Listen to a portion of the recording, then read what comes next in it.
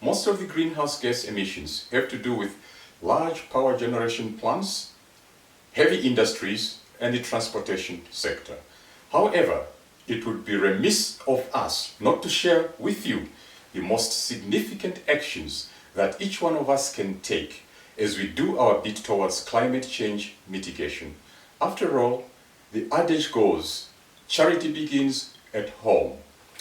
Having said that, here are the most significant actions that are often recommended in this regard. One of the most significant actions you can take as an energy user is to switch to a green energy provider. Throughout the world, energy use represents by far the largest source of greenhouse gas emissions caused by human activity. Switching to renewables has multiple impacts. First, you would be supporting the phase out of fossil fuels. Secondly, you will be supporting and accelerating the move towards renewables. Thirdly, you would be directly reducing carbon dioxide emissions. Of course, once you have switched providers, you can still save energy, and that saves you money, as well as further cutting CO2 emissions, which is a win-win-win situation. Viewers, isn't it remarkable that the livestock industry produces more greenhouse gas emissions than all the cars, the aeroplanes, the trains, and the ships combined? Think about this the next time you are having a piece of steak.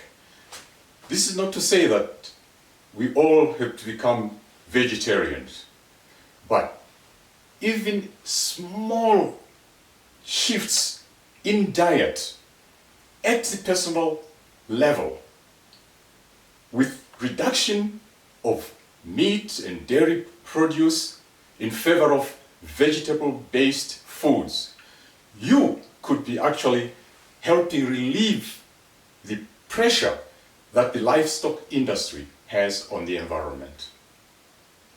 A word of caution though, because cattle ranches are not all the same. There are large-scale ranches on one hand where they clear huge tracts of land to establish ranches, but there are grassland ranches which are not productive for crops, but the best way to turn grass, inedible grass, into protein is through grazing cattle. You must have heard of environmental footprint or carbon footprint, but have you heard of digital footprint? It is often said that digital technology has ushered in the age of inconspicuous consumption. It is easy to imagine the environmental damage caused by a heap of plastic bottles, or even by flying around the globe. However, it is much more difficult to wrap your head around how much energy is required to fly data across the world. Every query we type, every email we send or receive, or every song we stream causes carbon dioxide emissions. The number one culprit in this regard is streaming video services, because they need lots of bits and bytes. One single provider alone, Netflix, consumes 15% of the world's internet bandwidth. So, if you're a fan of certain playlists or shows, it's better, please, to download them rather than streaming them afresh each time you want to view them. An action that's commonly recommended at the individual level is to avoid flying.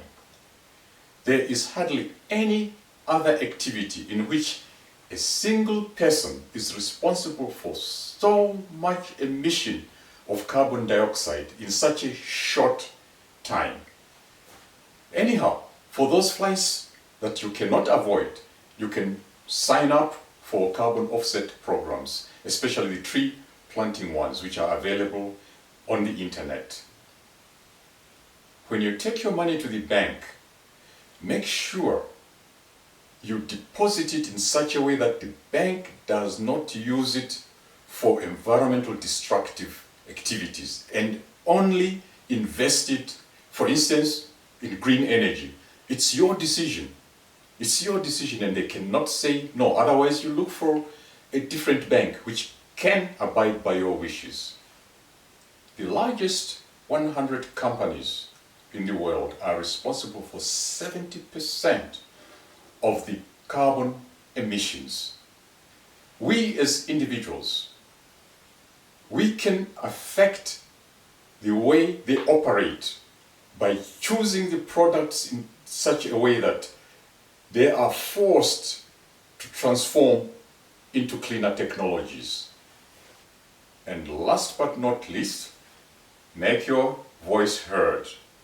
And those of you who live in democracies and are able to vote, choose those leaders that purport to promote environmental preservation.